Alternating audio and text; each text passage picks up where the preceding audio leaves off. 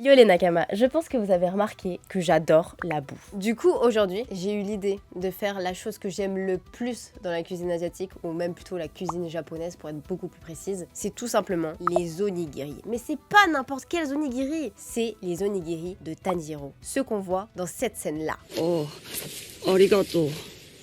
En réalité, il en fait des natures. Mais c'est pas rigolo d'en faire des natures. Et moi, en vrai, j'en fais assez souvent. Et mes préférés, et je sais pas vos préférés, parce qu'il y a plein de types d'onigiri différents. Les miens, c'est les thon mayo. Mais je pourrais mourir pour ça, c'est tellement bon. Mais en fait, je me rends compte que j'ai jamais vraiment fait des vrais onigiri parce que je suis une putain de tricheuse. Je vais vous raconter mon secret pour les onigiri, c'est que moi, je les fais avec ça.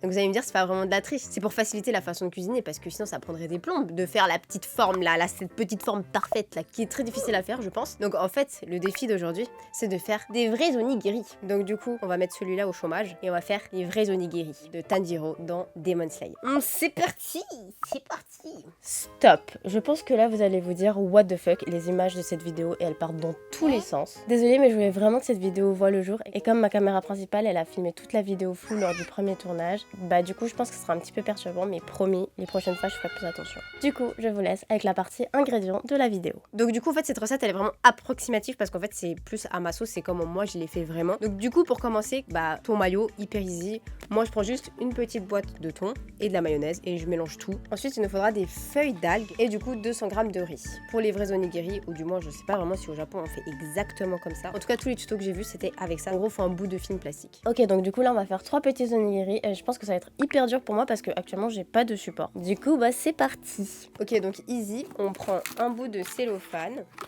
Ça aussi. Ok du coup on va prendre un petit bout de film plastique et donc du coup on va devoir mettre un peu de riz sur le cellophane.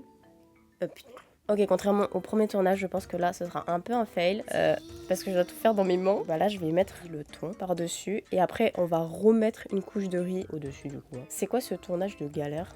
Hop, je mets ça là. Ok, du coup, là, c'est la partie la plus difficile. En fait, dès que vous avez remis du riz par-dessus, il va falloir tout aplatir. Et ben, du coup, là, il va falloir lui donner la forme. Et honnêtement, comme ça, là, avec mes mains, je suis pas sûre de réussir, mais on va essayer, hein. Non, en vrai, ça va parce que avec le film plastique, on dirait que c'est difficile de les faire, mais c'est plus simple que ce qu'on pense. Voilà, sauf que la forme, elle est pas du tout présente en fait. Franchement, de le faire dans les mains, c'est trop dur, la vérité.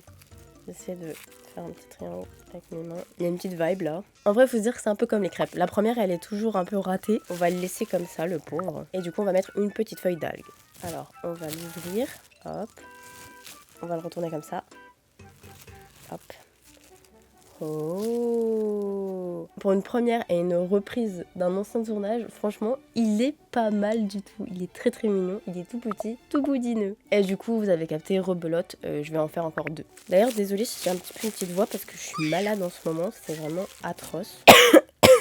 En fait, plus je fais la forme, plus je suis en train de me dire, je crois que même le dernier, il sera pas si joli. Ils ont vraiment une sale tête, c'est horrible.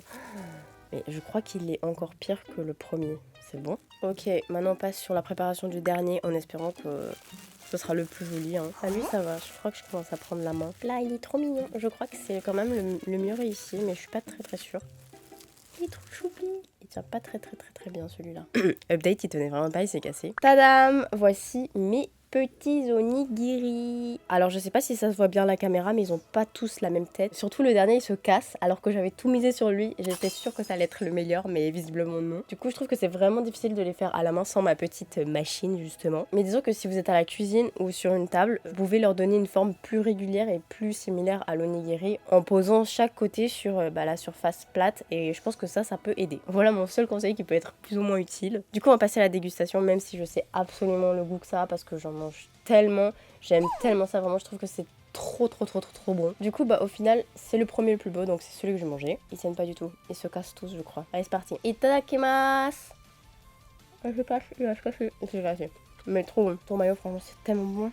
Mais oh mon dieu, il se casse, c'est trop triste. C'est un désastre, je suis même pas choquée. J'ai l'impression que toutes mes recettes sur cette chaîne, elles fail, plus ou moins. Donc tant pis, c'est pas grave. Ils ont pas la forme, ils tiennent pas, mais c'est très bon. Et c'est tout ce qui compte finalement. Donc pour moi, c'est quand même validé. Donc merci à Tanjiro qui m'a donné une fois de plus envie de manger des onigiri. On se retrouve très vite pour de nouvelles aventures. C'était Q et ses petits onigiri.